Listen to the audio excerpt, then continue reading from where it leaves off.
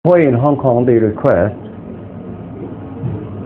at least they know how to speak Cantonese, simple Cantonese, or simple English for the communication.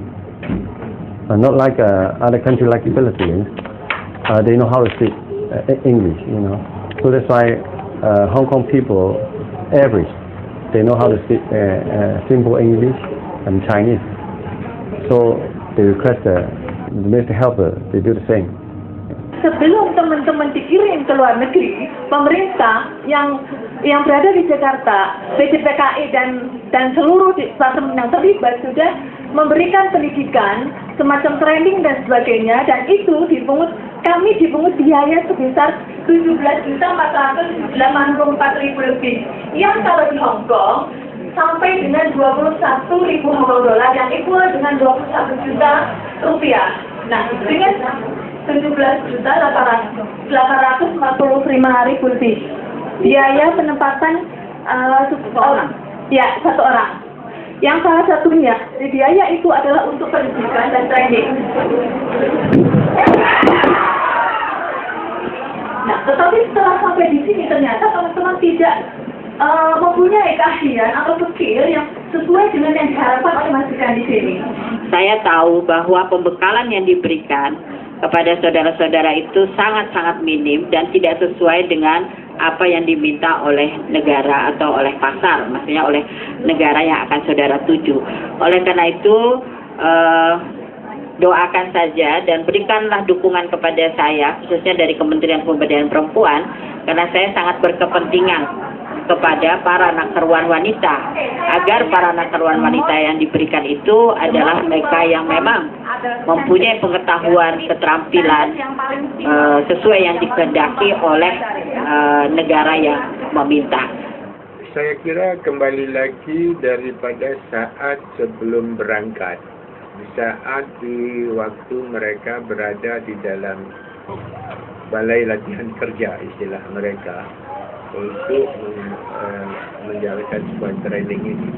Nah, ini bagaimana PJTKI, penyalur tenaga kerja ini bisa lebih efektif melatih dan mendidik anak-anak ini hingga bisa betul-betul mencapai standar yang diinginkan oleh para majikan di Hong Kong ini.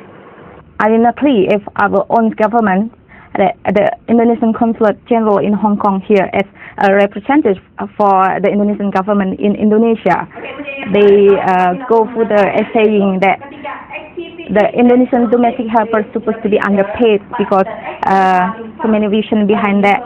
The causes like low level education and lacks knowledge of English and unskilled.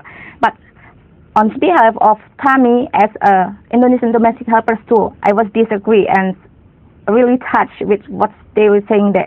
And if I want to ask back to them how and why, and have they fulfill their responsibilities already to us as Indonesian domestic helpers in Hong Kong, and what we should do if even our own government already saying that we are unskilled and we are supposed to be underpayment.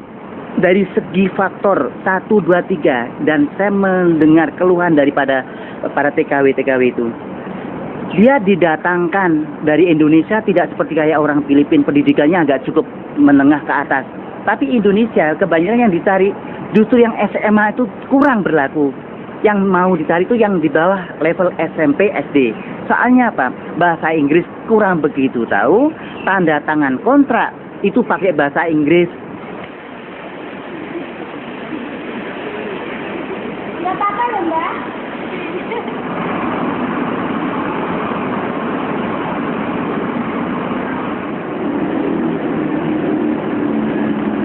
Ya, biasanya saya kerja di sini dan jaga orang tua ini. Di samping itu saya juga ngerjain kerjaan rumah. Jadi pagi setelah bangun saya ngasih makanan buat dia, sarapan pagi. Habis itu ngerjain kerjaan rumah seperti nyapu sebentar. Habis itu keluar belanja bareng sama dia. Habis itu dia minta diajak ke park biasanya. Setelah itu kan paling nggak 1 jam udah harus pulang. Terus nerusin kerjaan rumah, terus masak untuk makan siang, Habis itu udah mandiin dia. Setelah mandiin dia tidur, saya terusin kerjaan lagi. Habis setelah selesai semuanya, terus saya bawa. Biasanya dia minta keluar lagi. Terus pulang jam 5. Terus siapin makan malam. Saya sih udah berapa lama di sini, Mbak? 6 tahun.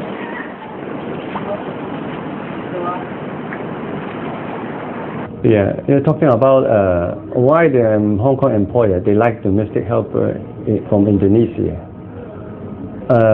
Of course, you can see that in Philippines about 170,000 domestic helper in Hong Kong. But those employer, if they not so good in English, even they employed Filipino, they don't know how to speak Cantonese. But if they try to another country like Indonesia, if they have a training with the Cantonese, they're willing to employ them. Of course, most important is they're honest, they're hardworking, and they are more patient. That's very important. Or maybe they are more polite. This is very important compared with other countries.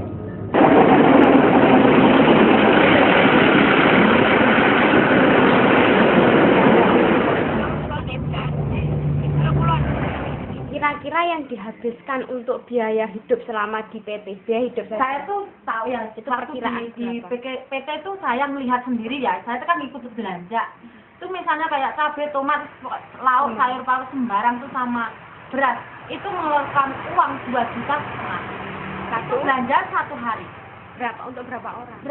Kalau waktu sama saya itu ada 1.000, ada anak 1.000 itu. Kalau kita berbuat kesalahan yang fatal, konsekuensi kita itu usaha kita dicabut. Kita nggak boleh operasi, kita nggak bisa dapat lagi, kita nggak bisa menempatkan orang. Konsekuensi moral dan material sama kita. And we're not going to sell our own blood, our own people. Itu 2,5 juta itu. Saya kan coba waktu di PT itu, di PT saya sekarang ini, itu saya ikut belanja. Gitu. Kan saya ikut nyatetin juga. 1 hari 2